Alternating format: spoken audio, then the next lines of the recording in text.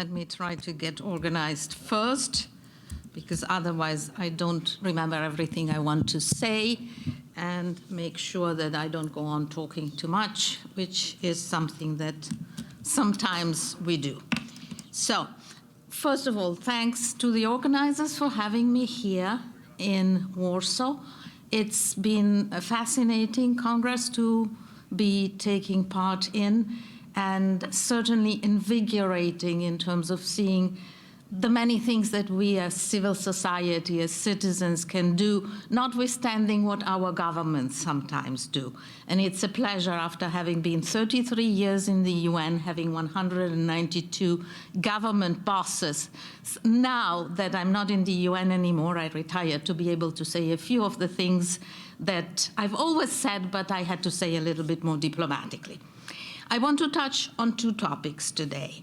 First, very briefly, on the current challenges in terms of energy security, but admittedly not being an energy expert.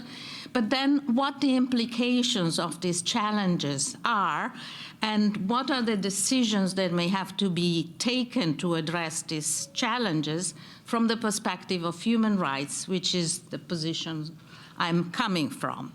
Let me look a little bit at energy security.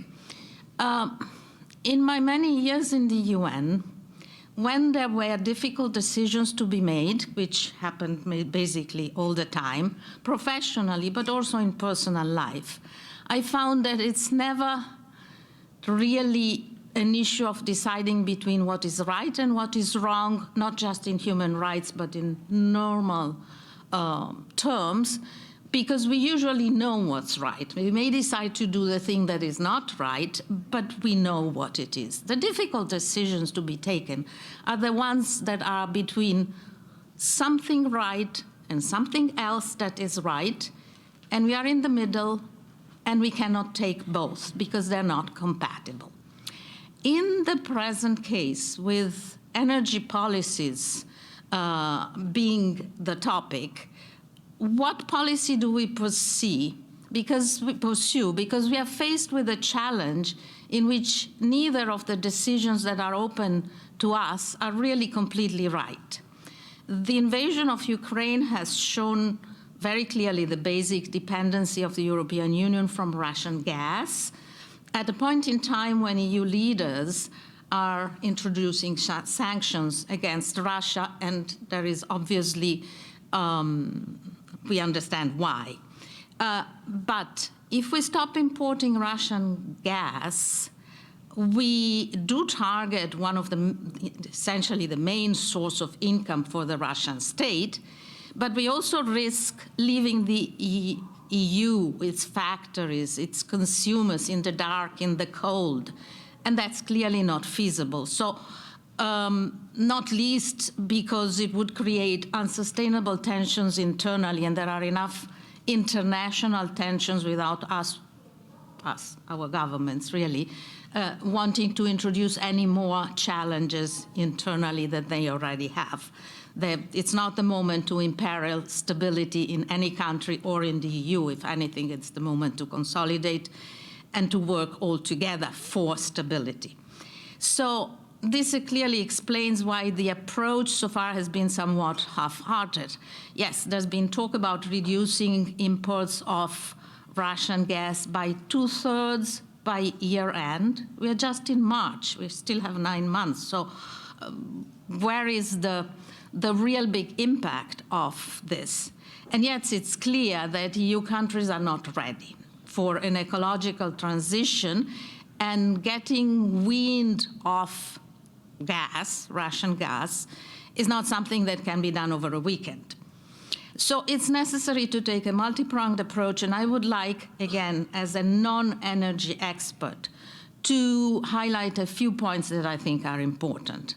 The first is to reduce drastically electricity consumption in whichever way is possible, to encourage measures of energy saving at the household as well as the collective level.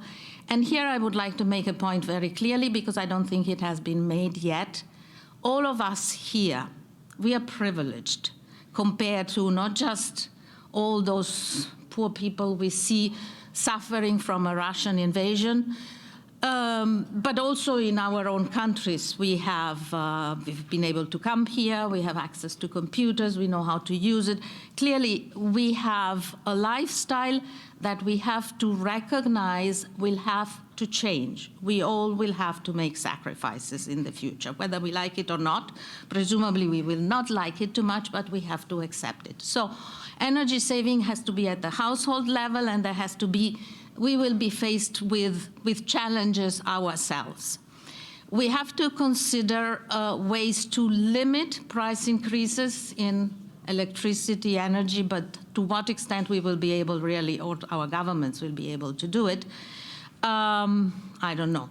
We will be, the EU countries will be encouraging utilization of gas resources that are within the EU, that's fine, but they're also looking at other countries, Saudi Arabia and so on, not necessarily the partners with the most shining human rights track record. So we go from the frying pan to the fire, in a sense. So we need to consider solar, we need to consider wind, but these are not things that we can put in place in a matter of weeks. And there's a big challenge here that I would like to stress, because in an emergency situation, we want to move quickly. At the same time, for these specific intervention, even if we go for eminent domain and therefore the state nationalizing and buying the soil on which we put the wind or solar installation or whatever else, we cannot do completely, we shouldn't do completely away with some kind of popular consultation. And these things take time, and we don't have time.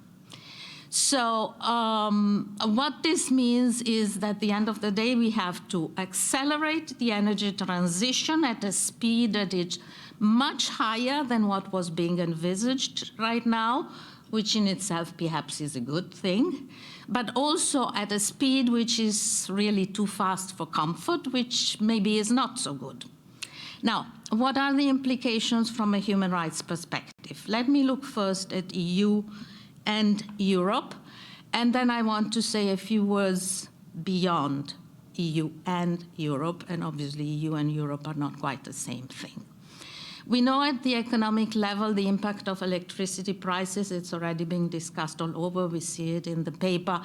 They're becoming unsustainable for many productive sectors. There is an absolute need to make sure that this initial recovery that is following years of pandemic that have hit us all in various, but certainly not easy to recover from ways, we have to make sure that we don't lose this positive trend because of unsustainable energy prices. Because if it impacts the economy, it impacts employment, and it translates into poverty. We cannot afford that. We also have to look at ways to protect the most vulnerable. Maybe we can afford to put more expensive gasoline in our fancy cars. But maybe there are people who use their vehicles for their daily activities, and I'm thinking at the recent strike in Italy of the lorry drivers, who cannot really afford prices that go beyond certain already high level, because otherwise we would find a loss of economic activity and an increase in poverty levels. So this is also a moment of solidarity. I think we all agree on that, with the people of Ukraine who are fleeing the conflict. And therefore, we need to recognize that EU citizens will also be affected by the shock that this, well, the war in the first place and the outflow of Ukrainian citizens are producing on our lifestyle. When I was at the Human Rights Office of the UN, I was considered sometimes highly heretical, because the mantra there is all rights are equal, we cannot cherry pick. Yes, of course, we don't want to focus only on social and economic rights, or only on civic and political rights. We need to look at them all in their entirety. However, the very basis is the right to life. Having access to education and health is not really, or elections, is not really of any use to someone who's not alive. And that was my rather blunt way to say that this is really the most important priority that we have to face right now. And this has to be for everyone. We have, I think, a moral responsibility to address both the crisis in Ukraine, but the crisis and the war in Ukraine is causing in our societies.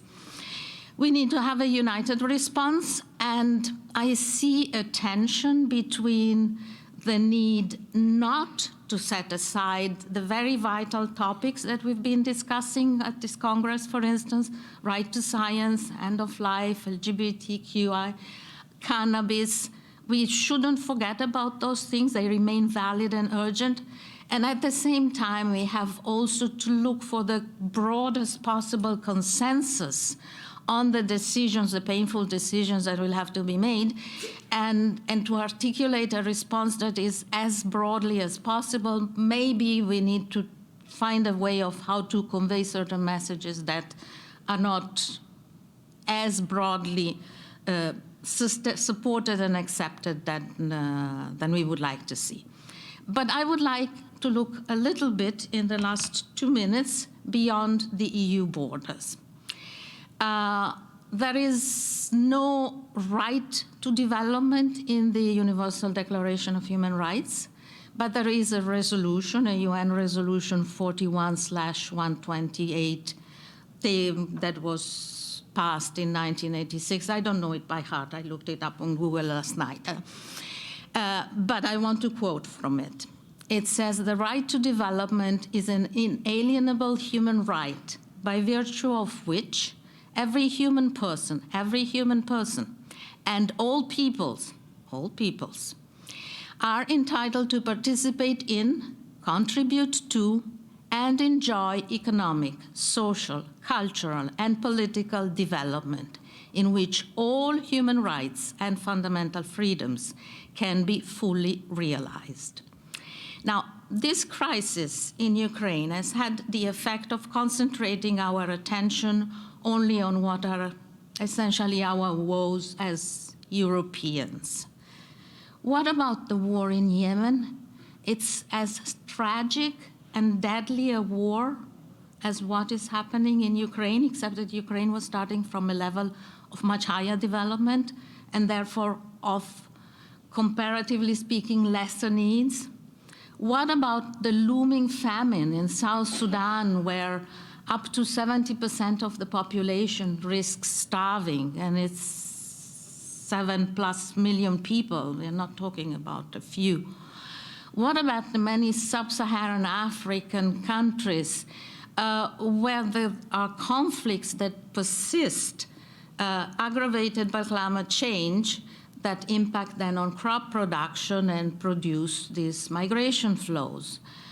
I think we cannot use the term our values, which has often been done rightly in the last couple of weeks when we talk about how to address the war in Ukraine, without remembering that our values imply the respect and the protection of all human beings, and not just those who happen just here across the border.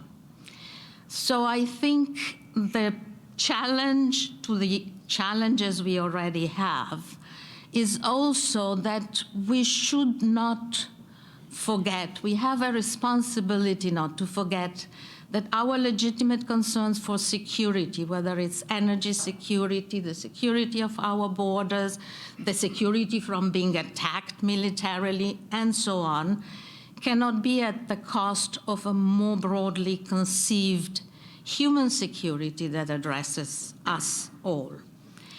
I'm horrified by the carnage that I see happening in Ukraine under our eyes. But I cannot but think also at the many mothers and spouses in Russia who see their loved ones come back in body bags, and they're not even able to cry for them because they're not allowed to, because it looks bad if we admit that some Russian soldiers who were told they were going for a military exercise and found themselves in a war, they cannot admit that. So I think there are very serious human rights concerns also within Russia as a country itself. I'm thinking also of the many Ukrainian refugees which are pushing at this border for help, for safety.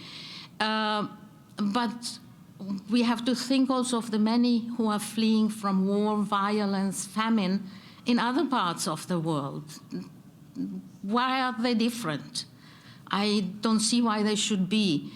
And right now there are too many politicians who say, yes, Ukrainians because they're blonde and have blue eyes and white skin more than anything, because that looks for them as a vote-winning approach.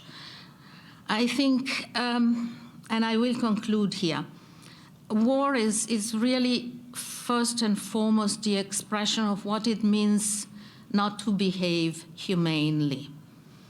It is my view and my hope that we will find a way to protect ourselves, which is legitimate, but at the same time preserve our humanity. Thank you very much.